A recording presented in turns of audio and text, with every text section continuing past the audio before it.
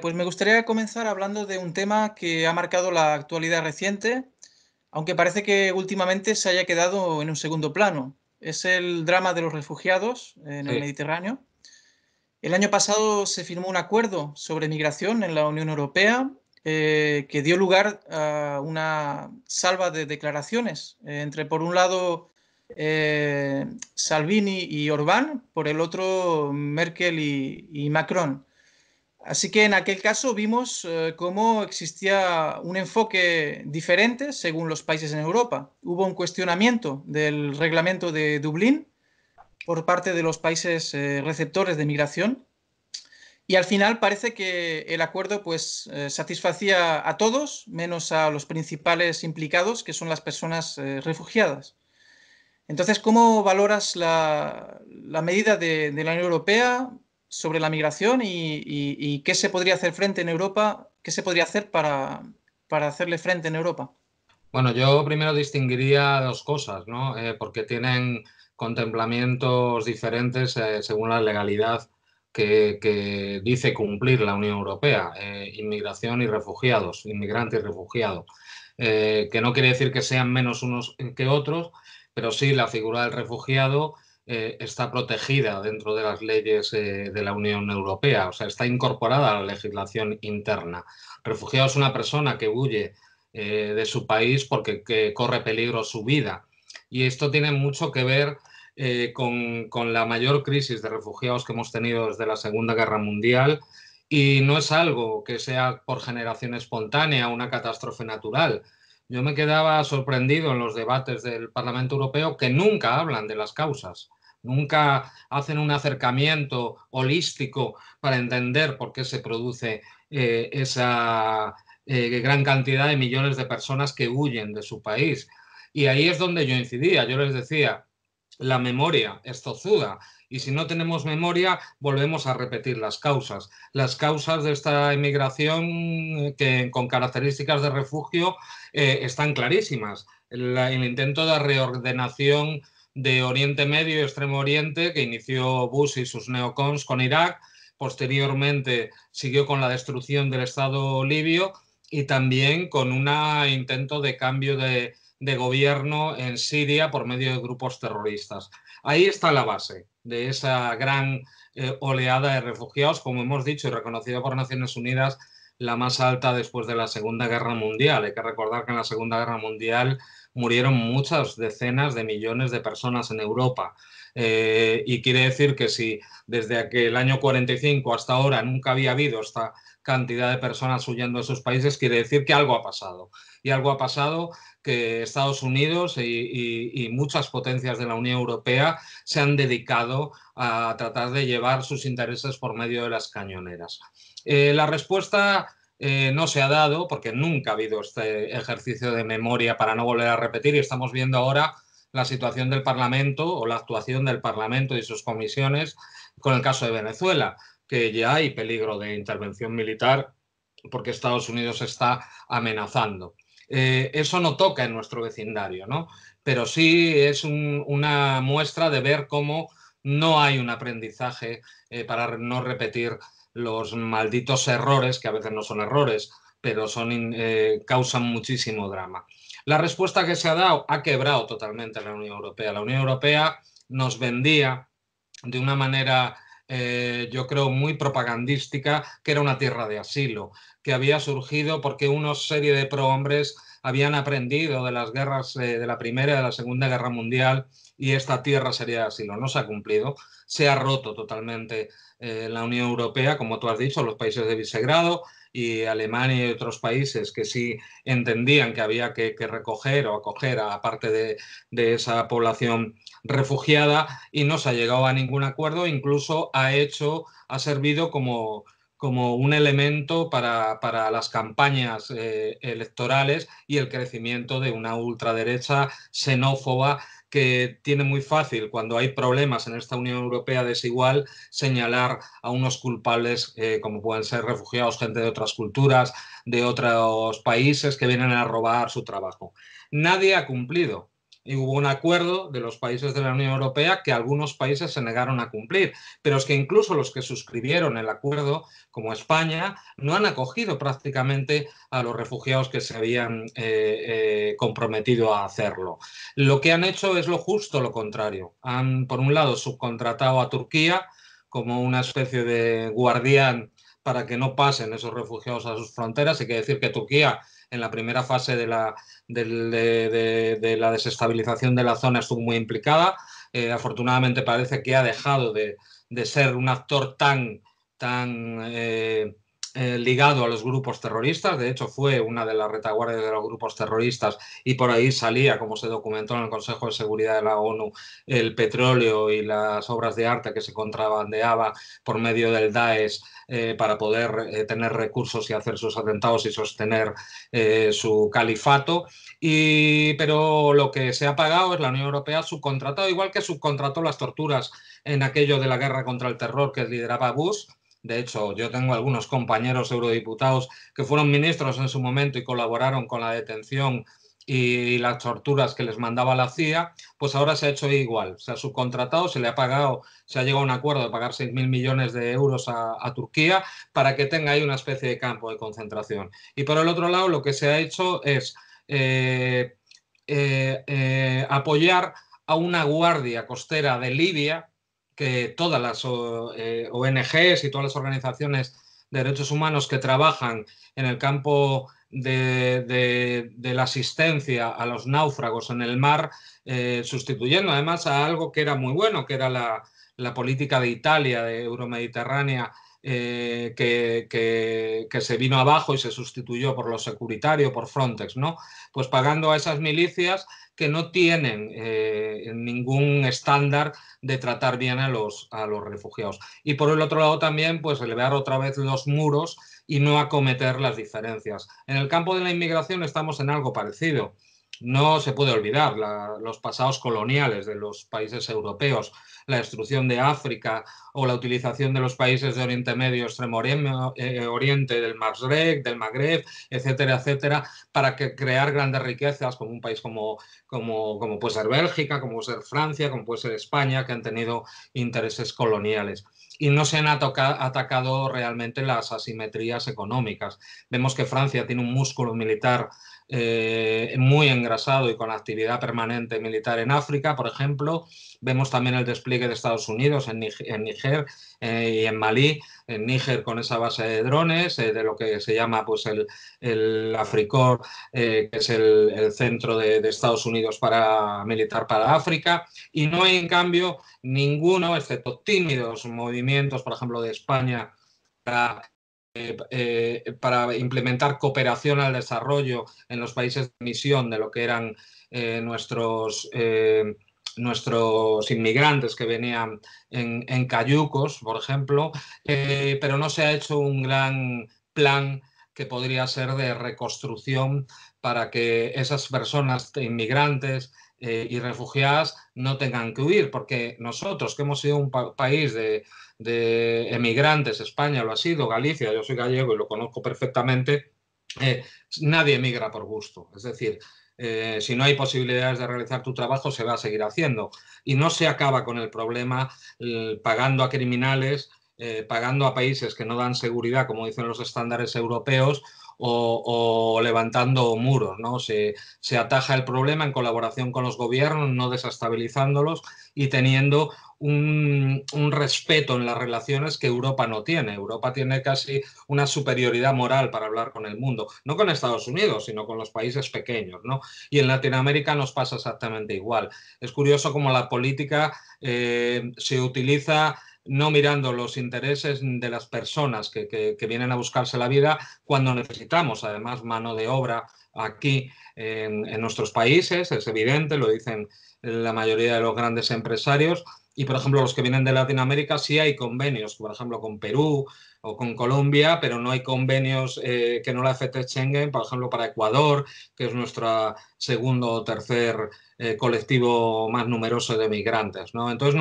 nuestra política o lo que intentamos llevar nosotros es decir, en un tiempo de xenofobia que España ha llegado con el surgimiento de Vox la compra de ese discurso de parte de la derecha y parte de lo que se llama socialdemocracia, decir lo contrario. O sea, esa gente que ha venido a nuestro país ha venido a engrandecerlo, ha venido a construir con nosotros una sociedad que en un mundo como este es plural, es diversa y se deben apoyar. No repetir los errores de desestabilizar los países, tratarnos en cuestión de igualdad y evidentemente devolver aquello que otras generaciones nuestras han robado de esos países. Hemos visto cómo Trump admitió errores de las pasadas administraciones. Bueno, hemos visto algún cambio en la visión hacia Siria o Libia. Sin embargo, el foco de conflicto se dirige más hacia la guerra comercial con China, la ruptura del acuerdo con Irán, la actualización de la doctrina Monroe hacia América Latina. Luego, por otro lado, en Europa tenemos algunos avances también. Ha habido el final de la posición común hacia Cuba y, por otra parte, se anuncia que se va a mantener el acuerdo con Irán con un mecanismo especial. Bueno, ¿qué papel se reserva la Unión Europea ante un escenario tan complicado? Vemos este riesgo de confrontación entre grandes potencias y también oímos hablar a menudo de esta Europa de la defensa, que por otra parte se dice que no cuestionaría los compromisos con la OTAN, con lo cual no vemos gran diferencia. ¿Cómo lo ves esto? Bueno, veo que por un lado ha habido unos tímidos pasos de una política exterior propia de la Unión Europea, muy tímidos, en los casos, por ejemplo, de la posición común de Cuba, que se aprobó con ese país un acuerdo de cooperación política y comercial, etcétera, etcétera, con muchos capítulos. Pero lo que pasa es que parece que se hizo también a la limón de lo que hacía Obama, ¿no? Ahora ha cambiado la postura de Estados Unidos, se ha endurecido otra vez, incluso con la apertura de la posibilidad de realizar sanciones contra empresas que operan en Cuba. Eso la Unión Europea ha dicho que va a defender a sus empresas y lo mismo en Irán, ¿no? Con lo cual nos gustaría que toda la política de la Unión Europea fuera así, en el sentido de grandes acuerdos que ayudan a la estabilidad del mundo, pues no desestabilizarlo, sino al contrario, ¿no? Porque además, si se rompe el acuerdo, por ejemplo, con Irán, pues evidentemente parece ser que puede ser obligado a sí tener unos programas nucleares, porque está demostrado que en este mundo parece ser que solo te respeta a Estados Unidos si tienes fuerza de disuasión nuclear, lo cual es terrible para un mundo que puede ser destruido por el uso de esas armas, ¿no?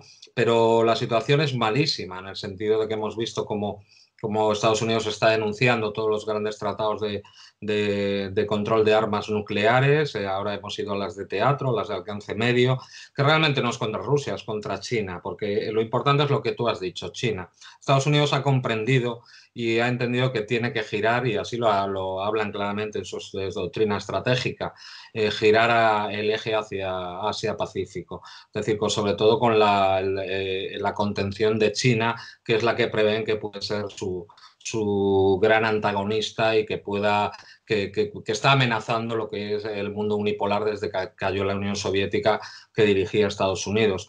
Yo creo que Europa lo que nos hace como fuerza subalterna es que nuestras capacidades militares estén orientadas a contener a Rusia, lo hemos visto.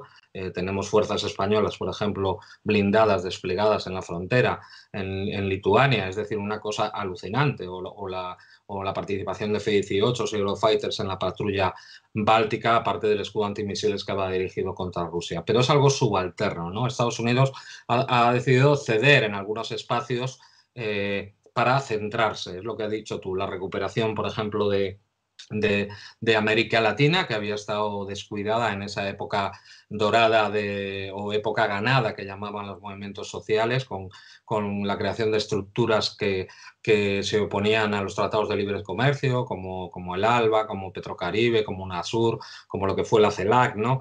Y por otro lado, vemos cómo pretende controlar el país que tiene las reservas mayores de certificados del mundo de petróleo, y también impedir que en Nicaragua se pueda hacer un canal seco de la nueva ruta de la seda.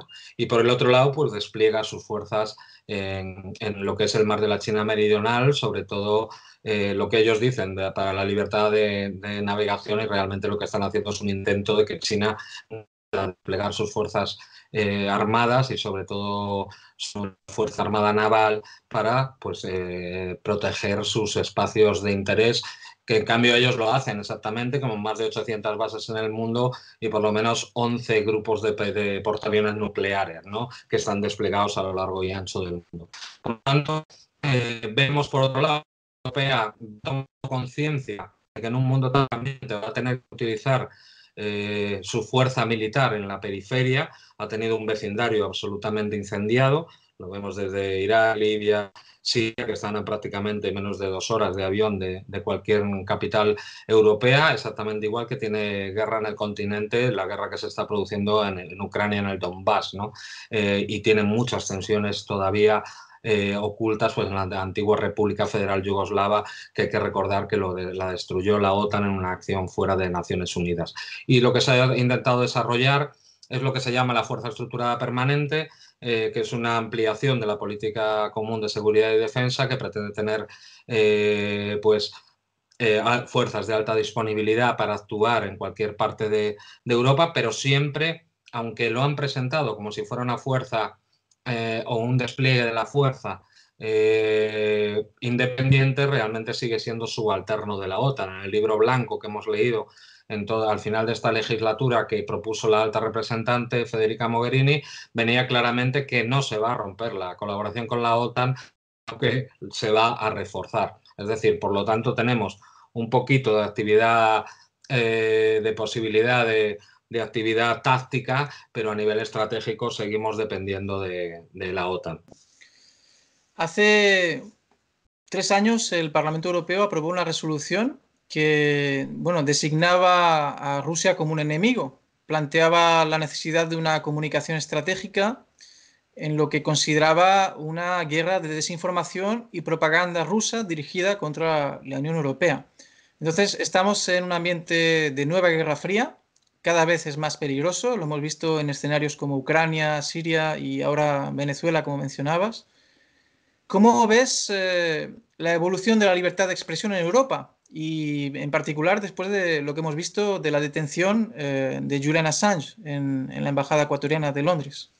Pues la veo en grave peligro por muchas razones. La primera, podríamos hablar estructural, es decir, no se cumplen las recomendaciones de las agrupaciones de periodistas o de los sindicatos de que no haya gran concentración en pocas manos de los medios, que además no tengan la propiedad del 100% grandes empresas o transnacionales, que no haya un contrapeso de los medios públicos o que incluso no haya medios que no lucrativos, pero con el mismo altavoz pues para la sociedad civil o los movimientos sociales, culturales, como recoge, por ejemplo, la Constitución española. Pero, por otro lado, ha sido una locura esta legislatura de dejar en manos de esa resolución, por ejemplo, que tú mencionabas, en manos de una persona como Fotyga, que es de la derecha extrema polaca, con una obsesión casi enfermiza contra Rusia y que llegó pues, al absurdo de comparar o equiparar a Rusia con el Estado Islámico en su propaganda. Además, las indicaciones que se hicieron y las decisiones que se tomaron, aunque no son vinculantes, pero sí van marcando una serie de pautas a la Comisión y a la alta representante, iban muy en la línea de lo que está pidiendo la OTAN y de lo que ha hecho la OTAN. Los centros de excelencia de la OTAN son lugares donde, en vez de acabar con una propaganda, lo que son centros emisor de otra propaganda, prácticamente superior a la que ellos dicen combatir. Y también teníamos el intento de abrir la puerta a la prohibición de actividades periodísticas de medios de comunicación rusos por el hecho de ser rusos. Es decir, para ellos no hay propaganda en la Fox o en la CNN, pero sí hay propaganda en Russia Today o en Sputnik, ¿no? Además, es una manera de entender a los ciudadanos europeos y a las ciudadanas como menores de edad, ¿no? Es decir, hay que decirles lo que pueden ver y lo que no pueden ver. O sea, se han abierto las puertas a intentar que esos medios de comunicación no puedan operar en Europa e incluso señalándoles, criminalizándoles, ¿no? Lo que puede llevar, yo soy hermano de un periodista asesinado, pues puede llevar a estas cosas, como hemos visto ya en 2 casos de asesinatos, no de periodistas rusos, pero sí de periodistas que ejercían su labor en Europa. Y por el otro lado, también veo problemático el permitir que un país como Gran Bretaña, que todavía pertenece a la Unión Europea a día de hoy,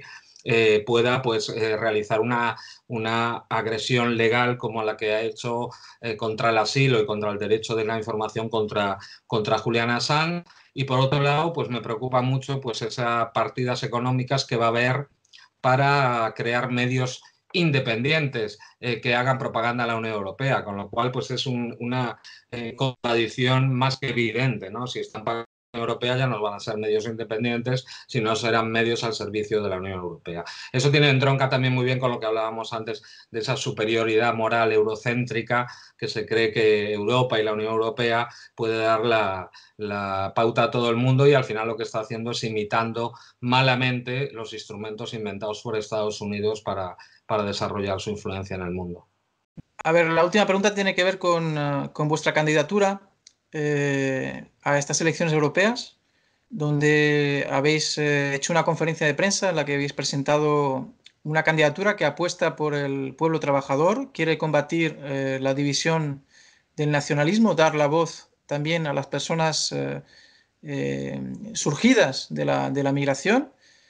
¿Y cómo ves en esta situación europea en la cual incluso el responsable de la victoria en la campaña electoral de Trump, Steve Bannon, anunciaba que su prioridad era ayudar a la extrema derecha a llegar al poder en Europa? Bueno, no sabemos si es por acción suya o por acción o por méritos propios, pero está habiendo un auge de estas ideas reaccionarias y una confusión incluso entre los discursos de los gobiernos en el poder, que no se distinguen en gran cosa finalmente de la extrema derecha. Entonces, ¿qué ves posible una agenda de luchas a nivel europeo que pueda, digamos, sobrepasar esta situación? Es necesaria, y yo creo que la izquierda debe hacer una gran reflexión, ¿no? Porque no hemos sabido llevar el discurso de esperanza y de cambio a nuestras sociedades. Ha habido, yo creo, que unos intentos, por un lado, de hacerlo llegar, pero no se ha conseguido la tecla, ¿no? Nos hemos mirado demasiado a nosotros mismos, no hemos sido novedosos. En unos casos se ha ido con demasiados pies de plomo, incluso escondiendo lo que han sido pues, las aspiraciones tradicionales de la izquierda desde la Primera Internacional, ¿no?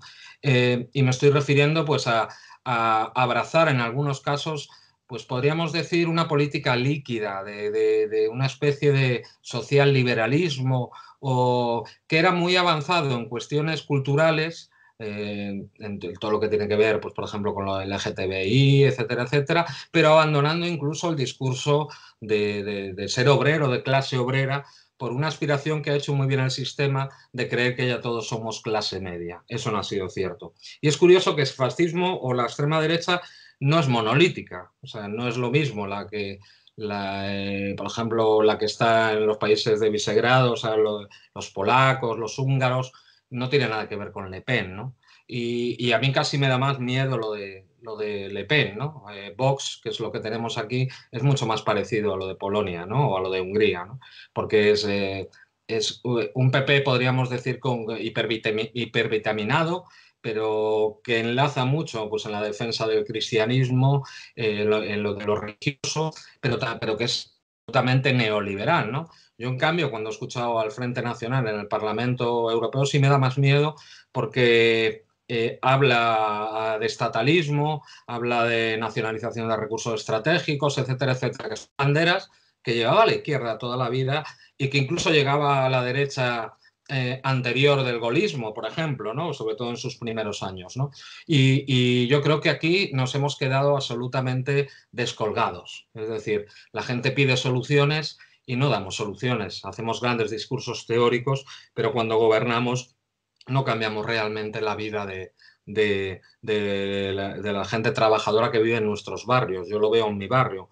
Un barrio como es Villa de Vallecas, un barrio luchador, un barrio en que la izquierda sigue ganando al día de hoy por más del 50%, y que mantiene ese espíritu de clase porque los abuelos y los padres han sido los que han llevado las grandes luchas contra el franquismo y las grandes luchas sindicales, un barrio que se creó, pero no pasa así en todos los lados del mundo.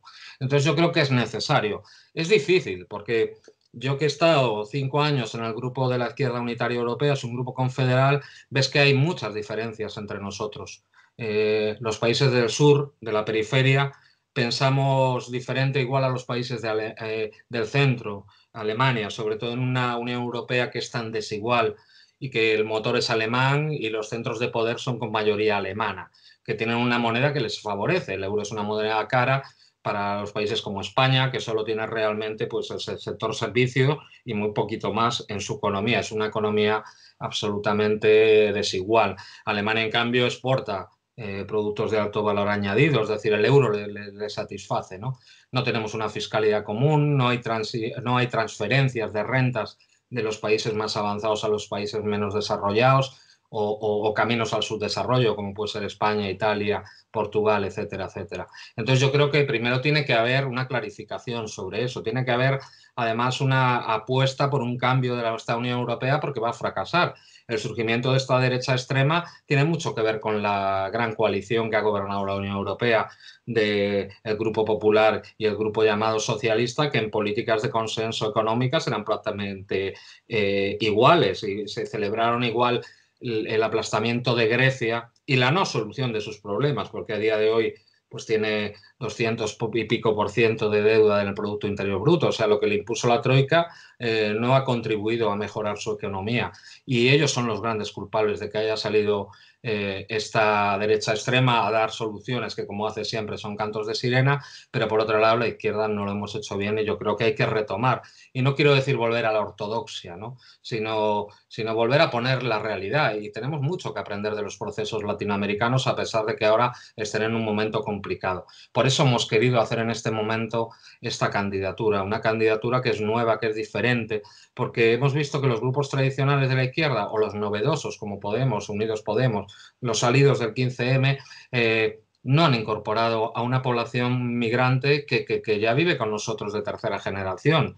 Y entonces, yo cuando no hay posibilidad de reeditar por lo menos mi intención de postularme al Parlamento Europeo, porque Izquierda Unida no lo permite, pues con grupos de personas que he trabajado en el Parlamento Europeo desde la Comisión de Asuntos Exteriores se ponen en contacto conmigo para decir no nos abandones, tú has sido una parte fundamental para apoyar a las persecuciones políticas y los asesinatos en Colombia, para apoyar al presidente Correa, a Jorge Glass o a Ricardo Patiño, que están huidos por una traición de Lenín Moreno, para apoyar a Venezuela, etcétera, etcétera. Y ahí es cuando surge la idea pues, de plantear una candidatura en la cual no se utilice a los migrantes para quedar bien en puestos que nunca son de salida, sino que tengan la oportunidad. Por eso nuestros 4 primeros puestos son de migrantes que viven en nuestro país, ecuatorianos, colombiano y Argentina. Y luego en toda la lista van muchos inmigrantes y muchos ciudadanos.